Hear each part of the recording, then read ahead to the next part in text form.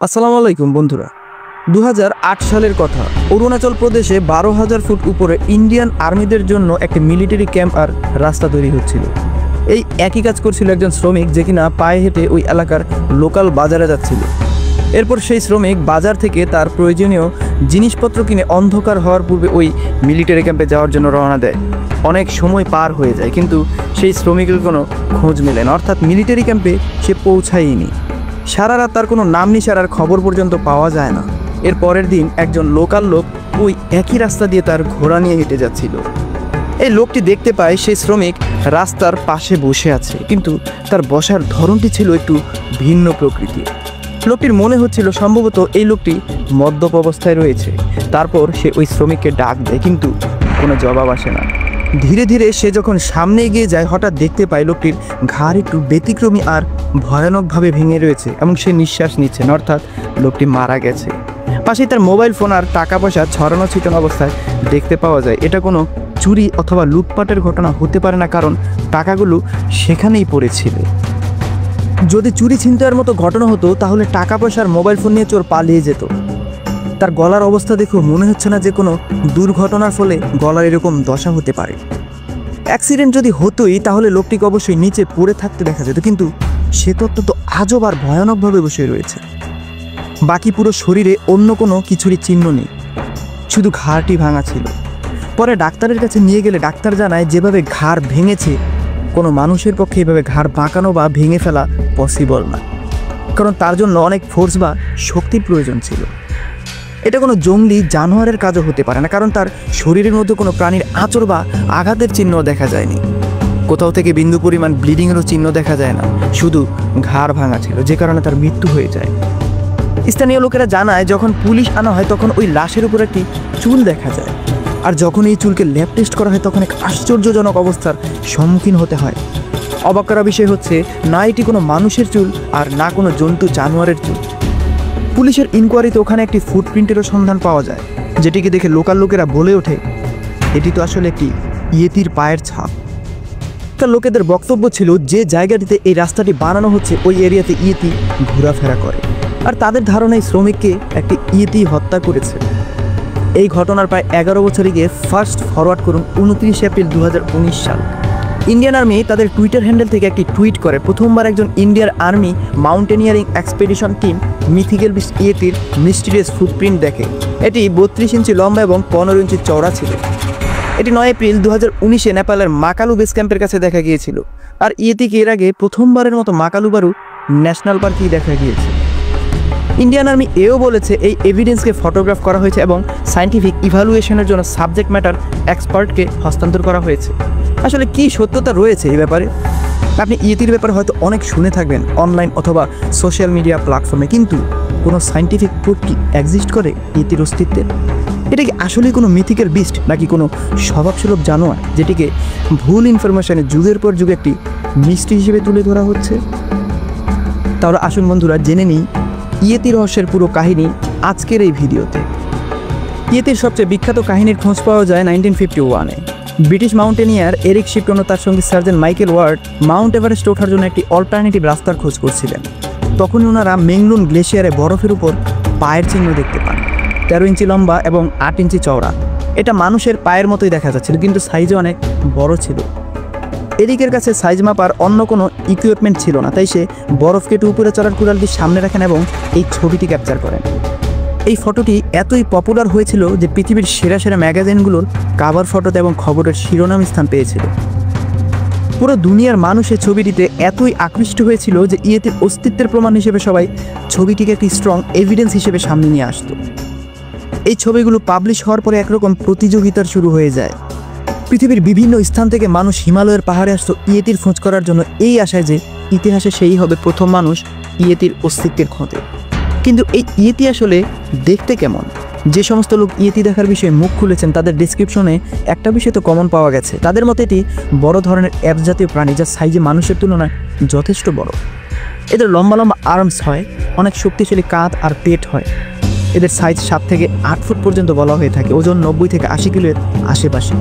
ভুটানের লোকেরা বিবিসিকে দেওয়া তথ্যে বলেছে যে এদের চেহারা বাদে বাকি শরীরে রেডিশ ব্রাউন বা লালচে বাদামি এবং গ্রে ব্ল্যাক অর্থাৎ ধূসর কালো চুলে ঢাকা থাকে। আর নিজের শরীরে এই প্রাণীটি ঘোরাতে সক্ষম নয়, অর্থাৎ পিছনে সে ঘুরে তাকাতে পারে না। এটি সোজাসুজিভাবে দুই পায়ের উপর ভর করে চলাফেরা করে এবং জঙ্গলে এটি হাত পায়ের সাহায্যে এক ডাল থেকে আরেক ডালে চড়ে বেরিয়ে থাকে, যেমনটা বানর জাতীয় প্রাণীর মাঝে দেখা যায়। আর সেসব তথ্য মতেই এদের হাতে একটি বড় পাথর নেওয়া থাকে, যেটিকে তারা হাতিয়ার হিসেবে ব্যবহার করে। ভুটানের মানুষ যারা ইয়েতি বিশ্বাস করে তাদের ভাষ্যমতে সাধারণত ইয়েতি একাকী অথবা জোড়ায় দেখা যায়, তবে অনেক সময় রিয়ালি এদেরকে গ্রুপে দেখা যায়। এরা সিটিবাজি এক অপরের সাথে কমিউনিকেট করে এবং এদের শরীর থেকে অনেক দুর্গন্ধ আসার তথ্য উঠে এসেছে। কখনো কখনো এরা উচ্চস্বরে হাসাহাসি করে এবং আওয়াজ বের করে থাকে। এদেরকে দেখতে পাওয়াটা খারাপ সময় এবং মৃত্যুর প্রতীক হিসেবে মানা হয়। বিভিন্ন তথ্য এবং সূত্রের ভিত্তিতে ইয়েতি ইন্ডিয়া, নেপাল, ভুটান এবং তিব্বতের হিমালয়ান এরিয়ায় পাওয়া যায়, বিশেষ করে নেপাল এবং তিব্বতের অংশে উঁচু বরফে আবৃত এলাকায় এর অবস্থান করে। সবচেয়ে অবাক করা বিষয় হচ্ছে ইয়েতির আলোচনা 800 সাল পুরনো অ্যানশিয়েন্ট লেজেন্ডেও পাওয়া যায়, আর তিব্বতিয়ান এথনিক গ্রুপ শেরপাদের পুরনো কাহিনীতেও ইয়েতির আলোচনা পাওয়া গেছে। ইনফ্যাক্ট ইয়েতি যে নামে আমরা এই প্রাণীটিকে চিনি এটিও তিব্বতিয়ান ভাষা থেকেই এসেছে। ইয়েতি ওয়ার্ড আসে শেরপা ওয়ার্ড ইয়েতেহ থেকে, যার মানে দাঁড়ায় ক্লিফ ডিওয়েলিং বিয়ার, অর্থাৎ পাহাড়ে ঘুরে বেড়ানো ভাল্লুক। মানিকাবুম, যেটা কিনা 1200 শতকের একটি তিব্বতিয়ান রিলিজিয়াস গ্রন্থ, যেখানে মানুষ এবং ইয়েতির মধ্যে কানেকশনের কথা বলা আছে। একটি মাইথোলজিক্যাল কাহিনী রয়েছে যা এখানে মেনশন করা হয়েছে, যে একজন বুদ্ধিস্ট বানর ছিল যাকে সৃষ্টিকর্তা মেডিটেশনের জন্য তিব্বতে পাঠিয়েছিলেন। যখন তিনি মেডিটেশন করছিলেন তখন এক রাক্ষসনী শ্রীন মোর নজর পড়ে তার ওপর। এই রাক্ষসনী নিজেও এক ফিমেল বুদ্ধার অবতার ছিল। সে বানর বুদ্ধাটিকে বলে তাকে বিয়ে করার জন্য, কিন্তু বানর তাকে জানায় সে ব্রহ্মচারী অর্থাৎ সন্ন্যাসী।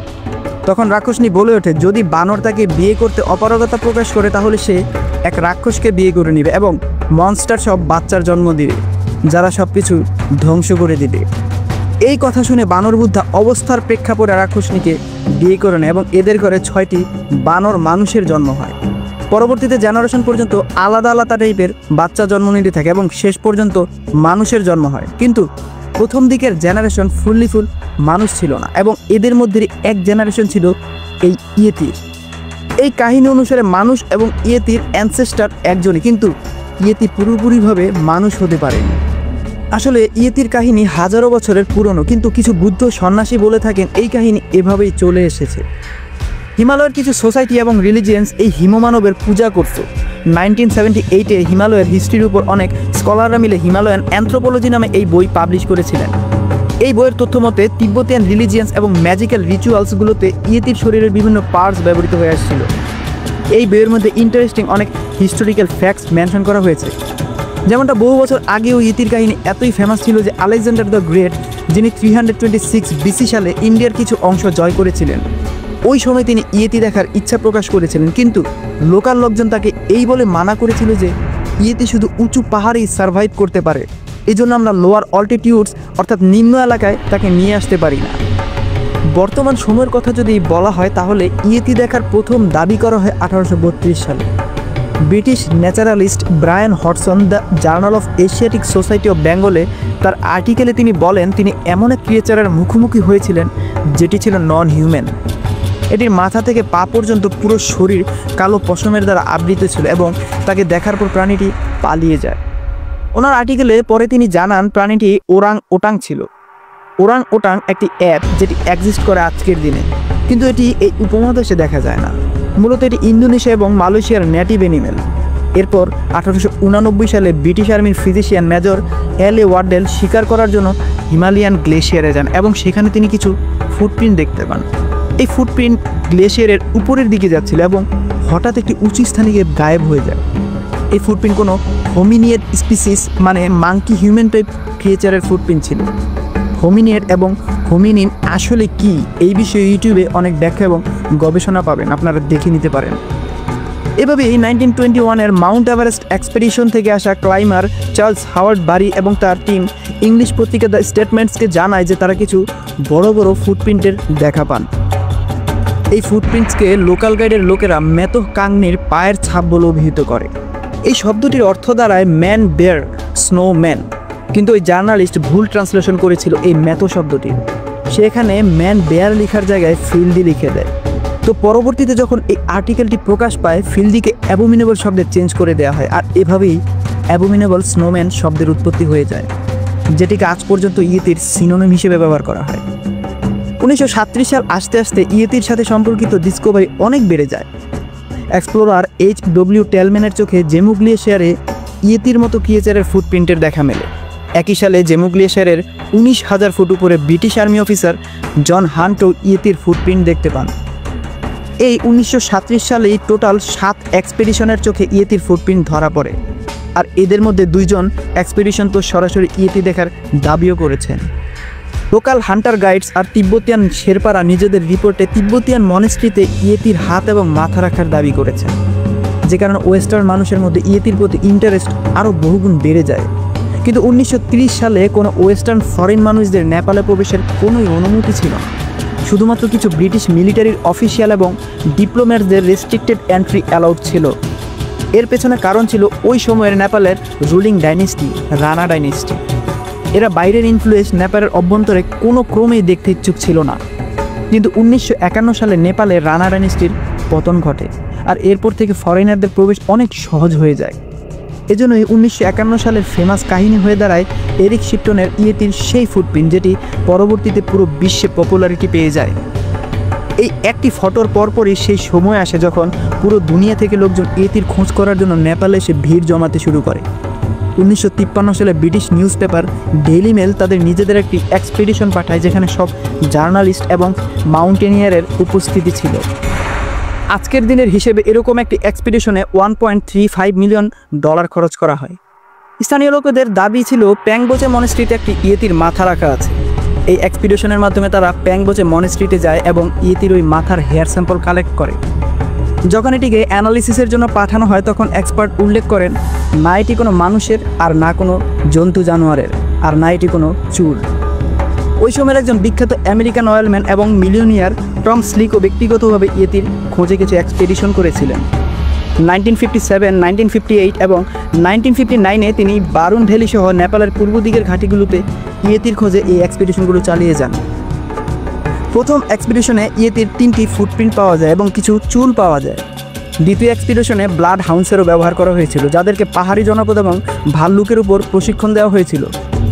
ব্লাড হাউন্ড মূলত এক ধরনের শিকারী কুকুর, যাদেরকে ট্র্যাকিং প্রশিক্ষণ দিয়ে শিকারের খোঁজে পাঠানো হয়। এনারা 4টি মনেস্ট্রিতে গিয়ে স্থানীয়দের দেওয়া তথ্য মতে ইয়েতির 2টি মাথা এবং মমিফাইড হাতের স্টাডি করেছিলেন। অনেক মাস যাবত তারা এই স্টাডির কাজ চালিয়ে যান এবং আমেরিকা পৌঁছানোর পর টম স্লিক বলেন সম্ভবত 3 প্রকারের ইয়েতি বিদ্যমান রয়েছে। প্রথমটি সুপার ন্যাচারাল এবং বাকি 2টি রিয়েল। উনি জানেন এই রিয়েল প্রজাতির ইয়েতি ওই ডিসক্রিপশনের সাথে ম্যাচ করে যার ছবি এরিক শিপটন তুলেছিলেন। টম স্লিক বলেন এখন তিনি এই 3 প্রকারের ইয়েতির মাঝে রিলেশন ডিফাইন করার চেষ্টা করছেন, কিন্তু এর আগেই তিনি এই এক্সপেডিশন দুনিয়ার মানুষের সামনে তুলে ধরবেন। দুর্ভাগ্যজনকভাবে তিনি এরোপ্লেন দুর্ঘটনায় নিহত হন। ইয়েতির হাইপ এই সময় চরম সীমায় ছিল। অনেক মুভিও তৈরি হচ্ছিল এই ইয়েতির উপর, যেমন 1954-এ দ্য স্নো ক্রিয়েচার, 1957-এর দি অ্যাবোমিনেবল স্নোম্যান। এছাড়া 1958-59-এ টিনটিনের একটি কমিক বুক আসে, যেখানে সে মুখোমুখি হয় ইয়েতির সাথে, টিনটিন ইন টিবেট। এই কমিক বুক আজকের দিনেও অনেক পপুলার হয়ে রয়েছে। এইসব মুভি, ফুটপ্রিন্টের ছবি আর আই উইটনেস অ্যাকাউন্টের কারণে ইয়েতির মিথ আরও শক্তিশালী হয়ে উঠছিল। আরও বেশি মানুষ ইয়েতির খোঁজে বের হচ্ছিল। এই ক্রেজের সাথে 1959-এ আমেরিকা এবং নেপালের গভর্নমেন্ট যৌথভাবে কিছু রেগুলেশন রুলস তৈরি করে। এখানে 3টি পয়েন্ট ছিল। প্রথমত, নেপাল সরকার কিছু অর্থনৈতিক সুবিধা চাচ্ছিল। 5,000 ইন্ডিয়ান রুপি রয়্যালটি ফিস রাখা হয়েছিল যদি কেউ পারমিট নিতে চায় নেপালে ইয়েতির খোঁজে আসার জন্য। দ্বিতীয়ত, ইয়েতির শিকারের উপর ব্যান জারি করা হয়েছিল। যদি আপনি সেলফ ডিফেন্সের জন্য নিজের জীবন বাঁচাতে ইয়েতি হত্যা করে থাকেন তাহলে কোনো সমস্যা নেই, কিন্তু নিজের দিক থেকে আপনি প্রথমে অ্যাটাক করতে পারবেন না। নেপাল সরকার ইয়েতি জীবিত ধরার অনুমতিও প্রদান করে, কিন্তু এরকমটি হলে তাদেরকে নেপাল সরকারের কাছে সারেন্ডার করতে হবে। তৃতীয়ত, ইয়েতির রিয়েল হওয়া নিয়ে সম্পর্কিত সকল সংগৃহীত তথ্য প্রথমে নেপাল সরকারকে দিতে হবে এবং এই রিপোর্ট প্রেসের হাতে দেওয়ার আগে নেপাল সরকারের পারমিশন নিয়ে নিতে হবে। বড়ই সুচতুর রেগুলেশন ছিল, কিন্তু এর থেকেও মজার ব্যাপার হচ্ছে নেপাল সরকার নিজেও জানতো না ইয়েতি কি আসলেই এক্সিস্ট করে নাকি করে না। এই রেগুলেশন তৈরি করার একটি কারণ তো অবশ্যই ছিল, নেপাল এবং আমেরিকান সরকারের মনে হচ্ছিল ইয়েতি রিয়েল হতে পারে। এই সরকারি রেগুলেশন থাকার পরেও অনেক মানুষ নেপাল আসে এবং অনেক এক্সপেডিশনই হয়, কিন্তু বিশেষভাবে এমন 3জন এক্সপ্লোরার ছিলেন যাদের নাম না নিলেই নয়। যারা সবচেয়ে বেশি এফোর্ট নিয়েছিলেন ইয়েতির সত্যতা যাচাইয়ের জন্য। প্রথম নাম আসে Irish American explorer Peter Bayern, যিনি আলাদাভাবে 5টি এক্সপিডিশনে ইয়েতির খোঁজ বের করার জন্য 38 মাস ধরে হিমালয়ের পাহাড়ে ঘুরে বেরিয়েছেন। এই এক্সপিডিশনের জন্য তিনি ট্যাংবোচে বুদ্ধিস্ট মনেস্ট্রিতেও গিয়েছিলেন, যেটি 13,000 ফিট উপরে অবস্থিত এবং যেটিতে ইয়েতির হাত এবং মাথা রাখার দাবি করা হয়েছে। এটা রিসার্চ করার জন্য মনেস্ট্রির লামার নিকট তিনি ইয়েতির মমিফাইড হাতটি চেয়েছিলেন, কিন্তু ইয়েতির হাত দিতে সেই লামা ডাইরেক্ট মানা করে দিয়েছিলেন এবং বলেছিলেন এটা মনেস্ট্রির জন্য ব্যাড লাক হবে। পিটার নিজ থেকে যথেষ্ট চেষ্টা করেছিলেন লামাকে মানানোর জন্য এবং ডোনেশনের বিনিময়ে ইয়েতির হাতের একটি আঙুল ফাইনালি উনি পেয়ে যান। এই আঙুল নিয়ে তিনি ইন্ডিয়া আসেন এবং তার অ্যাক্টর বন্ধু জেমস স্টুয়ার্টের সাহায্যে স্মাগল করেছিলেন এবং অবশেষে এটি লন্ডনে নিয়ে যেতে সক্ষম হন। জেমস স্টুয়ার্টের ওয়াইফ গ্লোরিয়া এই আঙুলকে নিজের লঞ্জারি ব্যাগে লুকিয়ে লন্ডন নিয়ে যান। লন্ডনে এই আঙুলের অ্যানালিসিস করেন প্রফেসর উইলিয়াম অসম্যান হিল এবং পরে জানা যায় এই আঙুল আসলে কোনো ইয়েতির নয়, বরং একজন মানুষের। দ্বিতীয় এক্সপ্লোরার ইটালির লিজেন্ডারি ক্লাইমার রাইনহোল্ড মেসনার, যাকে দুনিয়ার গ্রেটেস্ট অ্যালাইভ মাউন্টেনিয়ার মানা হয়। 1986-এর আগে রাইনহোল্ড তার নিজের বইয়ে ইতিকে একটি ফালতু ঘটনা বলে এড়িয়ে যেতেন। তিনি বিশ্বাস করতেন এরকম কোনো প্রাণীর অস্তিত্বই নেই, কিন্তু 1986-এর কোনো এক সকালে কিছু একটা এমন হয়েছিল যা ওনার বিশ্বাসকে নাড়িয়ে দিতে বাধ্য করেছিল। তিব্বতে বহু পুরনো একটি রাস্তা যেটি শেরপারা ব্যবহার করত, সেটি তিনি ফলো করে এগিয়ে যাচ্ছিলেন এবং কিছুটা ট্র্যাক থেকে অন্যত্র সরে গিয়েছিলেন। তখন কিছু একটা অনেক বড় এবং কালো রঙের কোনো ক্রিয়েচার ওনার সামনে পড়ে। উনি এটিকে একদম সোজাভাবে দাঁড়িয়ে মানুষের চেয়ে দ্রুত গতিতে পালিয়ে যেতে দেখেন এবং গাছের এক ডাল থেকে আরেক ডালে লাফালাফি করে যেতে দেখেন। রাইনহোল্ড বর্ণনা করেন, একটা সময় এটি আমার থেকে মাত্র 10 কদম দূরে ছিল, কোনো প্রকার নাড়াচাড়া ব্যতীত সোজা দাঁড়িয়েছিল এবং হঠাৎই গায়েব হয়ে যায়। প্রাণীটি লম্বায় প্রায় 7 ফুট ছিল। এই ঘটনার পর রাইনহোল্ড ইয়েতির ব্যাপারে অবজেসড হয়ে যান। একটা সময় যে ইয়েতিকে তিনি কখনোই বিশ্বাস করতেন না, সেই ইয়েতিরই খোঁজ করতে তিনি 12 বছর পার করে দেন। কি কনক্লুশন বের হয়েছিল ফাইনালি? উনি বলেন কোনো ইয়েতি এক্সিস্ট করে না। পাহাড়ে মানুষের মতো দেখতে কোনো অ্যাবোমিনেবল স্নোম্যান আসলে নেই। উনি বলেন ইয়েতি আসলে কিছুই নেই, বরং এটি একটি হিমালয়ান ব্রাউন বেয়ার বা বাদামি ভাল্লুক। এই ব্যাপারে কথা বলার আগে আমি আপনাদের 3 নম্বর এক্সপ্লোরারের ব্যাপারে বলতে চাই, যিনি হলেন ড্যানিয়েল সি টেইলর, একজন আমেরিকান নাগরিক যিনি এই বই লিখেছেন yeti the ecology of a mystery. ইনিও তার জীবনের অনেক সময় ইয়েতির ব্যাপারে খোঁজে ব্যয় করেছিলেন। স্পেশালি ইনকোয়ারি ছিল নেপালের বারুন ভ্যালি, যেখানে ঘন জঙ্গল এবং প্রচুর বৃষ্টিপাত হয়ে থাকে। এই জঙ্গল এতই ঘন যে এর ভিতর খুব কম মানুষই প্রবেশ করেছে। নেপালের রাজা ড্যানিয়েল টেইলরকে পরামর্শ দিয়েছিলেন যদি ইয়েতির খোঁজ করাই হয় তাহলে এই জঙ্গলে করাটাই সবচেয়ে উত্তম। এই জঙ্গলে পৌঁছানোর পর উনি কিছু ফুটপ্রিন্ট খুঁজে পান যেগুলো তুলনামূলক ফ্রেশ ছিল। আর এই ফুটপ্রিন্ট দেখার পর তার বিশ্বাস তৈরি হয়ে গিয়েছিল উনি ইয়েতি পেয়ে গেছেন। কিন্তু এই ফুটপ্রিন্টও কোনো ইয়েতির ছিল না, বরং ভাল্লুকের ফুটপ্রিন্ট ছিল, যেটা ছিল ট্রি বেয়ার। এসব রিসার্চের বিবেচনায় তিনি দেখতে পান এই ফুটপ্রিন্টগুলোতে নখের আঁচড়ের ছাপ ছিল। হোমেনার্সদের মধ্যে এরকম নখ থাকে না, এজন্যই তিনি বুঝতে পারেন এগুলো কোনো প্রাণীর ফুটপ্রিন্ট ছিল। কী ধরনের প্রাণী ছিল এটি, যার তথ্য জানার জন্য উনি নেসেসের খোঁজ করছিলেন? যেখানে ইয়েতির অস্তিত্বের দাবি করা হয়, এখানে একটি চুল পাওয়া যায় যেটির ডিএনএ অ্যানালিসিস করা হলে আসল সত্যটা সামনে বেরিয়ে আসে। এই চুল আসলে এক জাতীয় ভাল্লুকের ছিল, যেটি অনেক স্পেশাল স্পিসিসের ছিল, যেটিকে নেপালে রুখ ভাল্লুক বলা হয়ে থাকে, অর্থাৎ ট্রি বেয়ার। উনি 1951-এর এরিক শিপটনের ফটোরও এক্সপ্লেন করেন। তিনি বলেন এই ভাল্লুক চলার সময় তার পেছনের পা সবসময় তার আগের পায়ের ছাপের উপর রেখে চলে। এই কারণে দেখে এমনটা মনে হয় যেন যে প্রাণী এই পথে হেঁটে গেছে সে 4 পায়ে নয়, বরং 2 পায়ে হেঁটে এই পথ দিয়ে গেছে। যখন সামনের পায়ের চিহ্ন মাটিতে পড়ে তখন নখের ছাপ দেখা যায়, কিন্তু যখনই পেছনের পা সামনের পায়ের ছাপের উপর এসে পড়ে তখন নখের চিহ্ন গায়েব হয়ে যায়, কারণ তখন বরফ অথবা মাটি অনেকটা দেবে যায় এবং গভীর হয়ে যায়। আর যখন হঠাৎ পেছনের পা আগের পায়ের উপর ওভারল্যাপ করে তখন কমপ্লিটলি সেটা ওভারল্যাপ হয় না, বরং পায়ের ছাপের যে টোটাল সাইজ সেটা অনেক বড় আকারে দেখা যায়। মোটামুটি 12 ইঞ্চি লম্বা হয়ে যায় এই ফুটপ্রিন্ট। তিনি বলেন যদি আপনি গভীরভাবে এই ফুটপ্রিন্টের দিকে তাকান তাহলে দেখতে পাবেন পিছনের পায়ের নখের ছাপ ফটোর সেন্টারে দেখা যাচ্ছে। তো আসলে আপনি ইয়েতির যে ফুটপ্রিন্টটি দেখছেন সেটি আসলে ভাল্লুকের সামনের আর পেছনের উভয় পায়ের ছাপ। ড্যানিয়েল টেইলর বলেন এটি একটি ভাল্লুকের অ্যানাটমি এই চিহ্নকে আরও ক্লিয়ার করে দেয়। ভাল্লুকের বাচ্চা কখনো কখনো চলার সময় নিজের পায়ের ছাপ আরও দাবিয়ে দেয়, বিশেষ করে তারা যখন খাওয়ার সময় গাছে চড়ে থাকে। তো তো বরফের মধ্যে এই ছাপ আঙুলের মতো চিহ্ন তৈরি করে, যেটা দেখলে মনে হয় যেন কোনো মানুষের পায়ের ছাপ। তিনি এও বলেন যে যখন তিনি রয়্যাল জিওগ্রাফিক্যাল সোসাইটি থেকে এরিক শিপটনের ইয়েতির ফুটপ্রিন্টের ফটো চেয়েছিলেন, তখন তাকে 2টি ফটো পাঠানো হয়েছিল। 2 নম্বর ছবিটিতে পরিষ্কারভাবে দেখা যাচ্ছিল এটি একটি ভাল্লুকের ফুটপ্রিন্ট, কিন্তু দ্বিতীয় ছবিটি ভাইরাল হয়নি। শুধু প্রথম ছবিটি খবরের কাগজে ছাপা হয়েছিল, যা মিডিয়ায় ছড়িয়ে দেওয়া হয়। 1939 সালে জার্মান পার্টি নাৎজি কর্তৃক স্পন্সরকৃত সিক্রেট মিশনে তিব্বতের জিওলজিস্ট অ্যান্ড শেফার নিজেও এই উপসংহারে এসে পৌঁছেছিলেন যে ইয়েতি আসলে এক্সিস্ট করে না। এখানে যখন স্থানীয় লোকজন ওনাকে বলেছিল যে ইয়েতি উপরের পাহাড়ি অঞ্চলে রয়েছে, তখন তিনি তার বন্দুককে নিয়ে উপরে যান এবং সেটিকে গুলি করে হত্যা করেন। অ্যান্ড শেফারের মতে যে প্রাণীটিকে স্থানীয় লোকজন ইয়েতি বলে দাবি করছিল, সেটি আসলে একটি তিব্বতিয়ান ভাল্লুক ছিল। তিনি 1992 সালে তার মৃত্যুর আগে রায়ান হোল্টকে লিখা একটি চিঠিতে এই ঘটনাগুলো জানান। মাউন্ট এভারেস্টে পা রাখা প্রথম মানুষ এডমন্ড হিলারিও দীর্ঘ মাস যাবৎ ইয়েতির খোঁজ করে এই পরিসমাপ্তিতে পৌঁছেছিলেন যে ইয়েতি বাস্তবে আসলে এক্সিস্ট করে না। উনি বলেন ইয়েতি শুধু একটি মিথই, যা মানুষের সুপার স্টেশন থেকে তৈরি হয়েছে। ইয়েতিকে নিয়ে কিছু রিসার্চ স্টাডি করা হয়েছিল, যেমন 2014 সালে অক্সফোর্ড ইউনিভার্সিটিতে করা স্টাডি। ব্রায়ান স্কাই নামের জেনেটিসিস্ট, যিনি হিমালয়ের আলাদা আলাদা জায়গা থেকে আসা 30টির অধিক চুলের স্যাম্পলের ডিএনএ টেস্ট করেন। এগুলোর সবগুলোকেই ইয়েতি হওয়ার দাবি করা হচ্ছিল। এর মধ্য থেকে 2টি স্যাম্পল বাদে বাকি স্যাম্পলগুলো ঘোড়া অথবা ভাল্লুকের ছিল। যে 2টি স্যাম্পল বাকি ছিল, এগুলো কোনো নন স্পিসিস প্রাণীর সাথে ম্যাচ করেনি।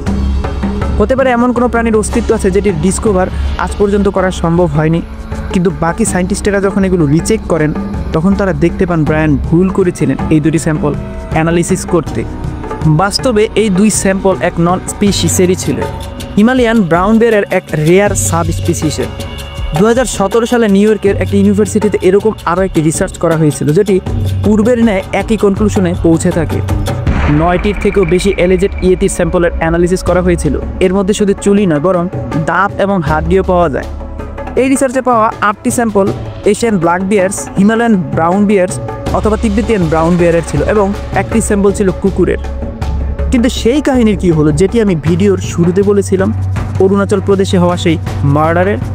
এই ঘটনা শুনে বিবিসির রেডিও জার্নালিস্ট অ্যান্ড্রিউ ব্যানফিল্ড এবং রিচার্ড হর্সি ওখানে যান এবং জানার চেষ্টা করেন সত্যি সত্যি কি এই শ্রমিককে কোনো ইয়েতিই মেরেছিল।